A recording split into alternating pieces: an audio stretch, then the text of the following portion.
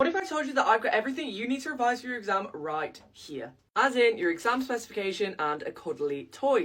And the phone that you're using. Let me explain the most efficient way to revise with only this little guy for company using the Feynman technique and the specification. Before any exam, you should be able to go through the specification and explain every point on that. This is particularly helpful because the specification outlines everything you need to know, but they will give you topics and headings rather than details about the topic itself. So it'll say on the A-level economics specification, define inflation, know the differences between the RPI and CPI. Okay, now I've read this off my specification, I'm going to turn to this little guy and I'm going to be like, inflation is the general rise in the price level and the fall in the purchase. You know what I mean. And when I tell you to just do this for every single specification point that's on the exam, you have to treat this little guy like he knows nothing. You're explaining this like you're explaining it to a 5-year-old. If you can go and explain this to another person like your sibling or your parent, this is 10 times better because they can at least ask you questions in return. Whereas little Soto here, I just have to imagine him going like, why does this happen? Why does this happen? And explaining in depth everything on the specification. If I can't do it, then I need to look up a video on that thing, go back to my notes, if I can't just do it off the top of my head. And luckily for you, you're watching this video right now, so you can access the internet. So I know that you have access to online notes, to online resources,